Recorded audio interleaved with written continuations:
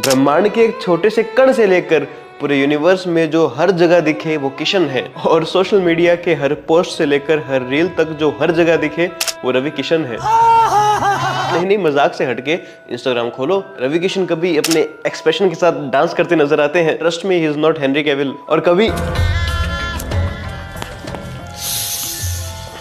हमें अनकंफर्टेबल करते। Like you put me in such an uncomfortable situation. Ravi Kishan को social media पर लोग हेनरी कैविल बोल रहे हैं, of course because of his good looks. 19-20 का ही तो फर्क है बस। 19-20 का फर्क है, इसमें उसमें 19 लाख का फर्क है। हेनरी कैविल और रवि किशन में एक और सिमिलरिटी है, दोनों को नीट के बारे में कुछ नहीं पता। जरूरत ना करे इस भारत में बच्चों के भविष्य के साथ खेलें या नीट अखबार को लीक करने की ताकत रखें। अखबार? अखबार? लगता है नीट लगा के इंटरव्यू दिया है। खुश हो गया तू? खुश हो गया? साला बीए पास, अंग्रेजी बोल बोल के मेरे दिमाग की धड़कन डाली इसने। ठीक है, मैं ज्यादा क्रिटिसाइज नहीं करूंगा।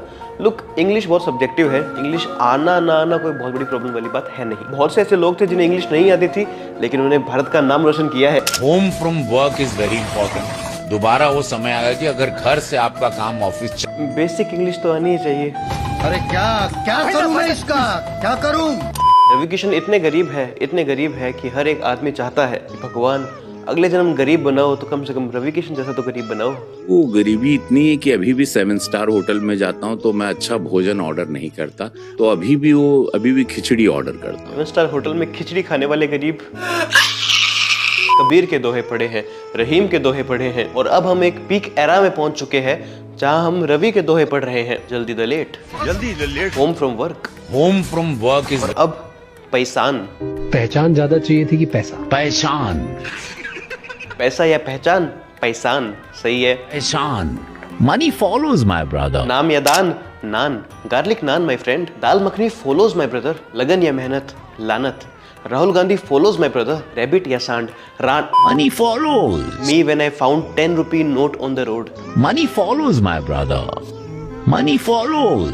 Ravi Kishan ji is a big Modi fan. उन्होंने अपने पॉडकास्ट में भी बताया। मैं तो ऐसा ब्लैंक हो गया, और मेरा अचानक बहुत रेयर होता है, मैं अपने पापा के अलावा बहुत कम लोग के पैर छूता हूँ। एक हाथ 2 लोग और हैं जिनके हाँ मेरा मन करता है मेरा हाथ नीचे जाए है? तो मेरा हाथ उनके पैर के पास ऐसे टच करने के। अच्छा, पैर छूने के लिए। फिर ठीक है। दोस्तों, चैनल पर पहली बार आए हैं तो इसे सब्सक्राइब करना ना भूलें। वीडियो को प्लीज लाइक कीजिएगा, वीडियो पर एक कमेंट जरूर छोड़ के जाइएगा, जो भी आपको अच्छा लगे वैसा कमेंट कीजिएगा, और वीडियो को प्लीज हाइप कीजिएगा। भारी समझ के बोल रहा हूँ। तो मजाक अलग जगह है, लेकिन Ravi Kishan is a very good actor. आज मीम्स बन रहे हैं, टाइम खराब है, सब पर मीम्स बनते हैं, लेकिन रवि किशन इतने टैलेंटेड है कि उन्होंने ऐसी कोई इंडस्ट्री नहीं होगी जिसमें काम ना किया हो। बॉलीवुड यानी हिंदी इंडस्ट्री, तेलुगु, तमिल, कन्नड़ा, भोजपुरी, ऐसी कोई इंडस्ट्री नहीं है जहाँ रवि किशन ने काम ना किया हो। Is a very talented actor. एक टाइम था जब Ravi Kishan was a big superstar in Bhojpuri industry. उन्होंने लिटरली राज किया था वहाँ पे। बहुत सी सुपर हिट फिल्म दी थी, जैसे जन्म जन्म के साथ, कानून हमारी मुट्ठी में। नाम थोड़ा सोच समझ के रखा करो। खैर, राम बलराम, प्रेम विद्रोही, धुरंधर। रवि किशन 2013 में धुरंधर बना के बैठे हैं। आदित्य धर, यू चीटर। लगता है जमील जमाली को पाकिस्तान रवि किशन भाई ने ही भेजा था। तो बेसिकली इन्होंने बहुत सुपरहिट मूवीज दी है। अच्छा, तो भाई साहब ने मर्डर मूवी भी बनाई है। Very good, very good.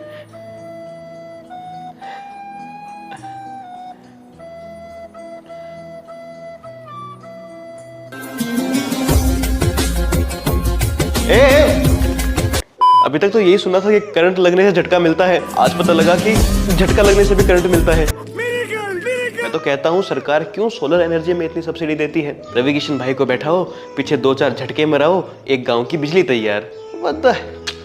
ये सब क्या है? इतना वुमेन ऑब्जेक्टिफिकेशन, महिलाओं की इज्जत की धज्जियां जो भोजपुरी इंडस्ट्री में उड़ती है ना, इतनी दुनिया के किसी इंडस्ट्री में नहीं उड़ती होगी। हाँ, बॉलीवुड में भी वुमेन ऑब्जेक्टिफिकेशन होता है, हॉलीवुड में भी होता होगा, लेकिन इस लेवल का कहीं नहीं होता। इस इंडस्ट्री में हीरोइन का काम सिर्फ अपने बॉडी पार्ट्स दिखाना है। इनके गाने हैं, रिमोट का बटन दबा के लहंगा उठा देंगे। लहंगा उठा दे रिमोट से।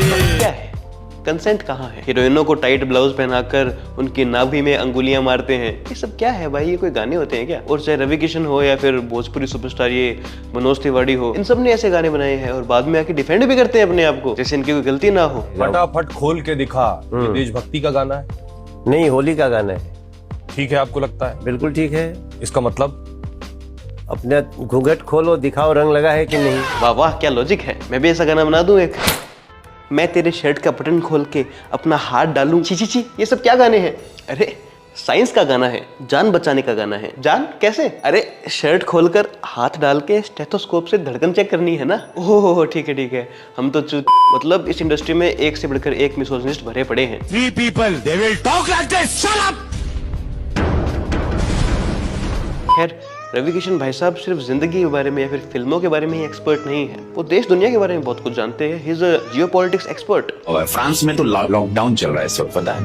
फ्रांस में लॉकडाउन है इस वक्त। फ्रांस को पता है क्या?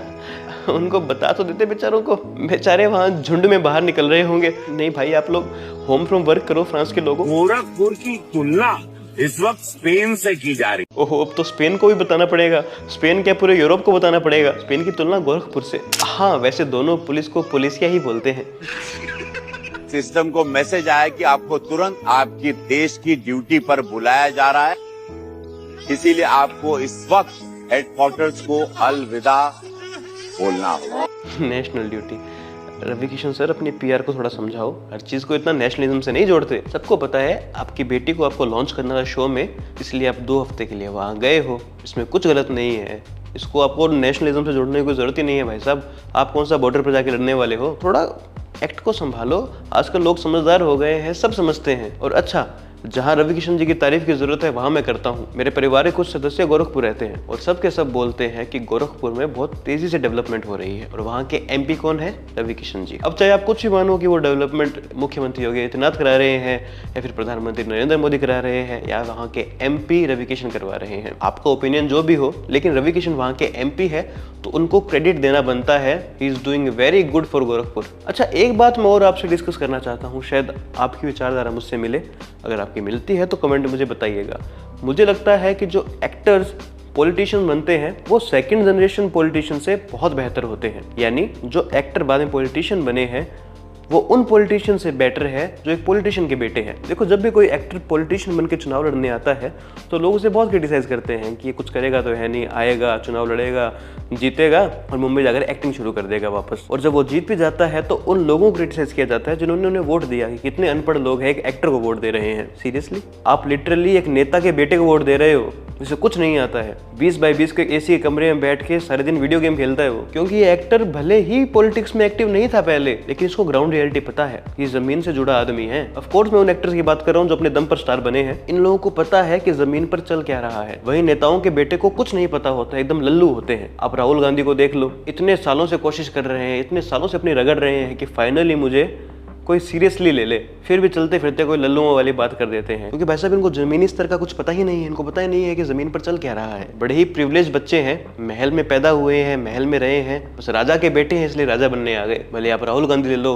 आदित्य ठाकरे ले लो, मुझे नहीं लगता इनको कोई जानकारी होगी कि जमीन पर चल क्या रहा है। खैर, रवि किशन पर इतने मीम्स बन रहे थे, सोचा हम भी कुछ पे वीडियो बनाए। हंसी मजाक की बात है, एक सटायर था, किसी के कोई खिलाफ वीडियो नहीं थी। आपके इस बारे में क्या विचार है मुझे कमेंट सेक्शन में बताइएगा। वीडियो को प्लीज़ लाइक कीजिएगा, चैनल को प्लीज़ सब्सक्राइब कीजिएगा, वीडियो को प्लीज़ हाइप कीजिएगा। इस वीडियो पर एक कमेंट जरूर छोड़ के जाइएगा, जैसा आपको अच्छा लगे कमेंट कीजिएगा। मिलते हैं नेक्स्ट वीडियो में। जय हिंद, जय श्री राम।